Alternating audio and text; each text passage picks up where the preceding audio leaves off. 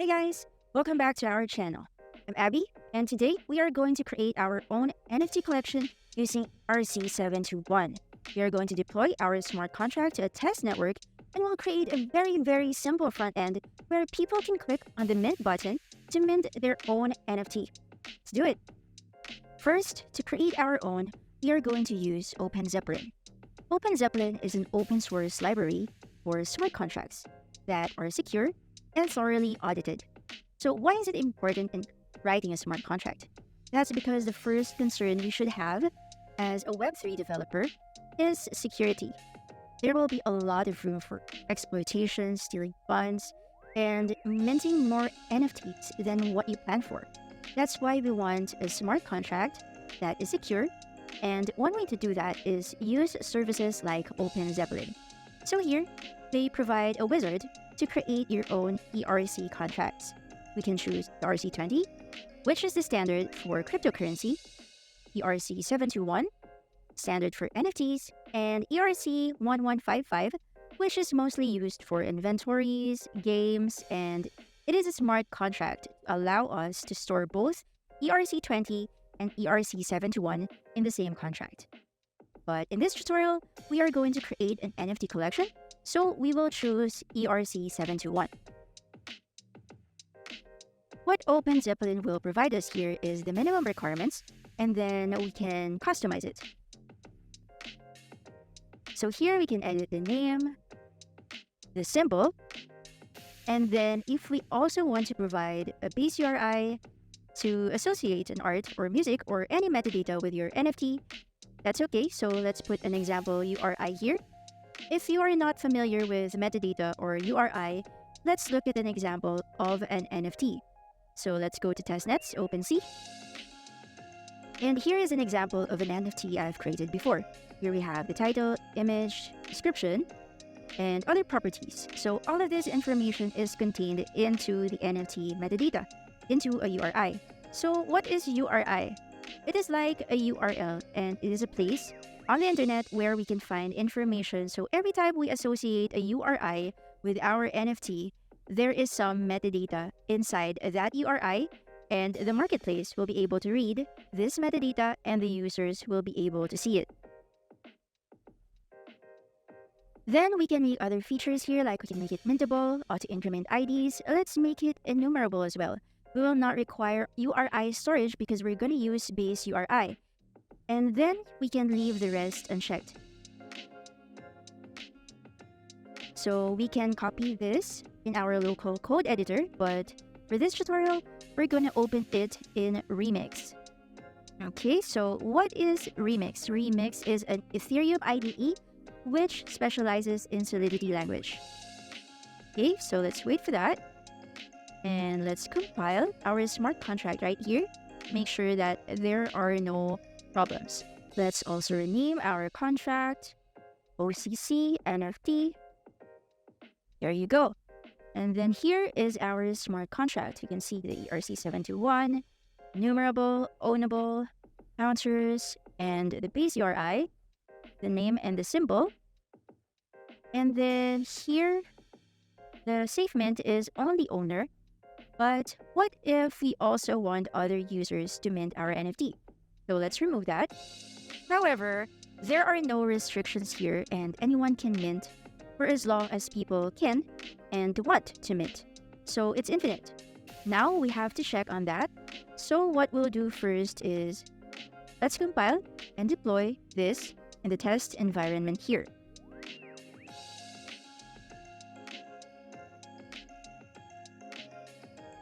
Alright, so let's see. There are a lot of methods here. Let's check on total supply, and there is 0. That's because nobody has minted any NFT yet. This is just an NFT collection contract that we put on the chain. So now let's try minting using the safe mint. Right, let's copy the address here and transact.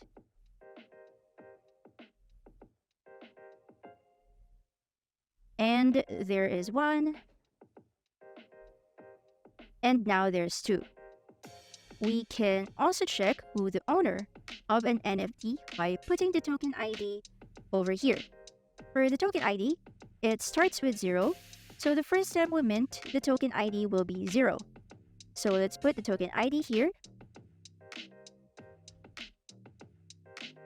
And it will show us the address of the NFT owner, which is us. And if we put an ID that is not minted yet, so let's say 2, it will give us an error right here in the terminal, so invalid token ID. Now let's explore another functionality of our contract. Let's say we want to transfer an NFT to another account. Let's pick a different address here, copy that, and go back to our original account. Let's put the copied address in 2, and let's copy our first address here and paste it to from. Then let's transfer the one with the token ID 0. And now, let's see who the owner is, and it has already changed. There, we can now mint NFTs and transfer the ownership. Check who the current owner is, the total supply of the NFTs. Now let's make a few edits to our smart contract. First, let's make this playable. Then let's have a require statement here. So message.value should be greater or equal to the mint rate. And if that is not met, we will say that not enough ether sent. And then let's define mint rate up here. And that will be uint. And it will be public so that anyone can see the mint rate. And let's set it to 0.01 ether. Now let's delete the first contract that we have deployed. Compile it first. Delete this one. And redeploy our customized smart contract. Now we will see here that the color is changed. That means that it is now a payable method. So let's copy our address and paste it in the Safe Mint text box. Now there will be an error here because we are requiring a mint rate for this one. So we will see that here, not enough ether sent. So we need to put a value before we transact. Let's convert 0.01 ether to a here in the Ethereum unit converter. Now let's copy that and put that right here. Now let's transact. And we can see that now the transaction has succeeded. Now that we can send ether to this smart contract, what we need to do to retrieve this ether is to create a withdraw function. So let's go ahead and do that. Okay, so function withdraw. This one should be public, but only the owner should be able to call it, and they will be the one who will be able to withdraw the funds. If we want to know who the owner of the smart contract is, we will call owner here. And that should be payable because that is where we are going to send the ether. And then transfer. Address. This. So that we can get the addresses of the smart contract, then balance. This means that whatever the balance is, the owner will just withdraw it. We can also put a required statement here that the balance should be more than 0.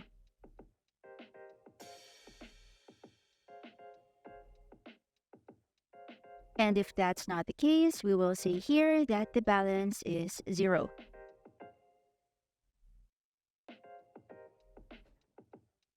Now let's compile our smart contract again. And then delete this. And redeploy our smart contract so that we can test our new functions. Let's test that function. First, let's mint an NFT with 3 ethers. So let's copy our address. Let's pick another address here. And let's copy that address. And then We will paste it here and transact for 3 ethers. Save mint. And then we can see that we have 96 ethers here on this address. And if we go back to the original address that we used to deploy this contract, we will be able to withdraw the funds. So let's try that. And it is successful. And we can now see that our ethers has gone up. So this is how we can make money by selling NFTs. Right now, what our smart contract does is it lets people pay for whatever amount they want. But what we want is for it to have a maximum supply of, for example, 1,000. So let's create that. So first, let's have a require statement here so that people will not be able to mint if the maximum supply has been reached. A total supply should be less than the maximum supply. And if the maximum supply is reached, we will say that they can't mint more. So let's define maximum supply up here. Just below the mint rate, UN256 public max supply. And then let's say we want it to be 1,000. Or for us to just test this, let's put it as 1. And compile it again. And redeploy our smart contract. So let's test that out. And right now our total supply is 0. So let's mint. Let's copy this again. Paste it here for us to transact. And then save mint. And now our total supply is 1. Now if we do that again, if we try to mint again, we'll see if we can do that. No, we can't because we cannot mint more. We have reached the total supply that we can mint. Now, to know what art is associated to a specific token, we have this base URI and check in the token URI. So let's check 1. Oh, we have an error here. So what that means is right now, the token ID of our smart contract starts at 0. So for our token ID to start at 1, let's make a few edits here.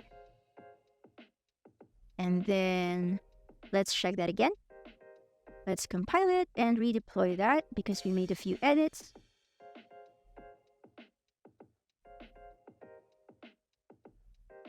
And then let's mint again so that we can check. Copy and paste. Error, wait, transact, save mint. And the total supply is 1. And here is our token URI. Here, we can retrieve the metadata like the name, description, image, and attributes.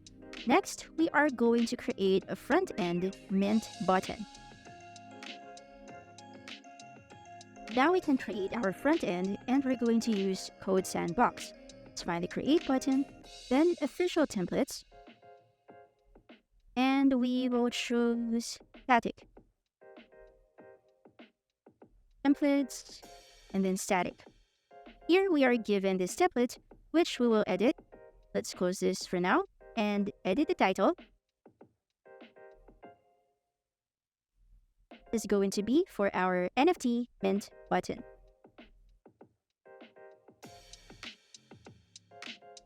And here, this line is very important. This means that we are importing the Web3 JavaScript library. Just copy and paste it. And close that script. There, and below this, we are going to create the div. Okay, and then inside of that, paragraphs.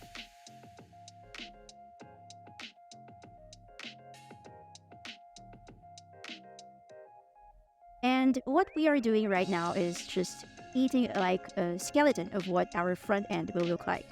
So for now, we'll just put the wallet address. Then let's have an ID here. An ID for our wallet address.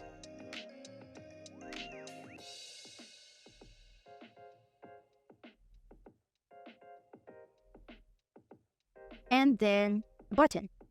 This is for our mint button. To properly close this tag. And then this is going to be for the mint and NFT.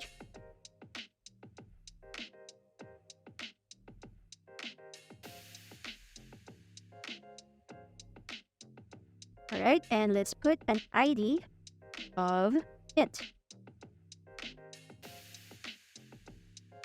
Now we are ready to create our JavaScript. Just below here, script. Then the type is text JavaScript. Inside of that, we will connect MetaMask to our front end. Connect MetaMask to our front end and get the user's wallet address. Okay, then let account be equal to null. Contract as well.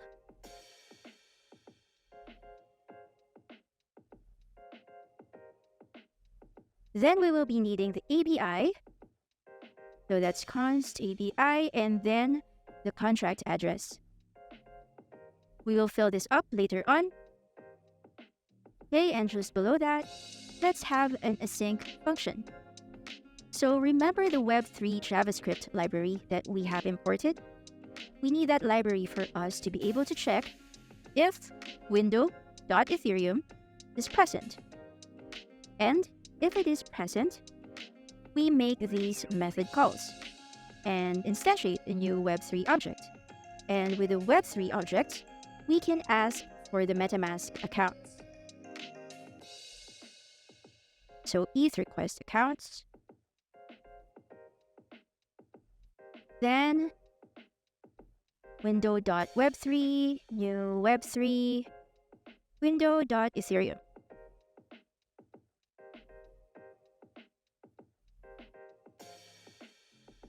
Let accounts.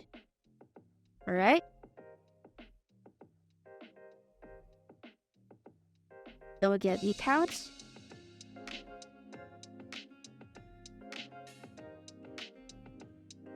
What it will display is the first account that it sees.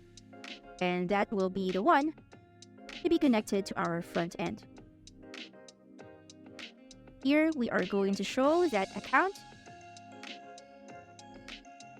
wallet address.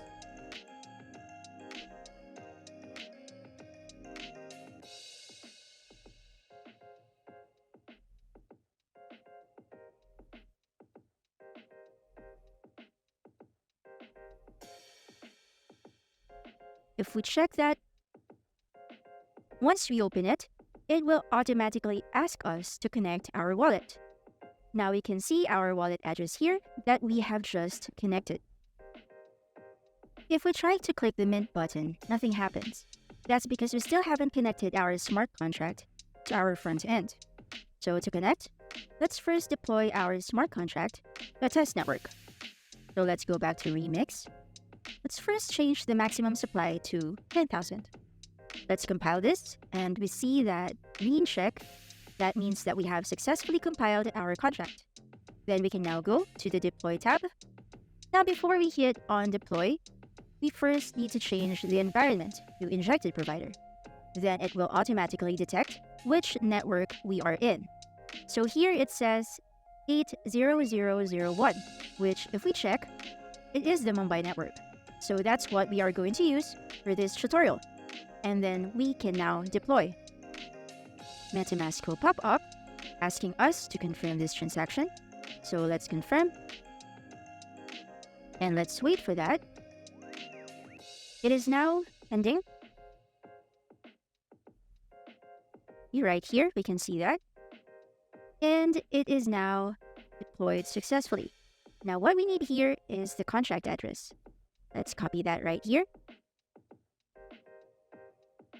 And let's paste that in our front end here in address. Then what we need next is the ABI. So let's go to the Solidity compiler. Back in Remix, Solidity compiler, then ABI. Let's copy that and paste that right in here. And that is going to be a huge chunk of code, but that's all right. We have an extra bracket here and also here at the top. There you go. And let's collapse this so we can see everything. And then here we also instantiate the contract object with the ABI and address. Now we need that button to work. So let's target that here. And if we click that button, we want something to happen. So let's test that first with an alert. And if you click that, it has an alert. So that button works.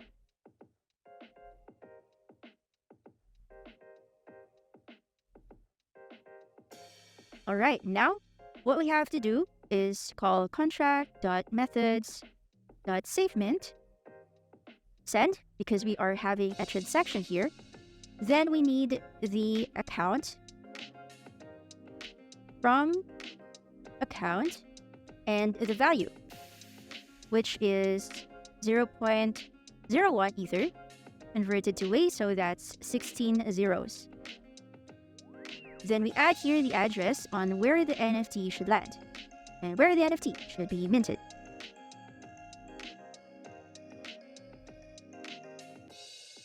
Now let's try minting.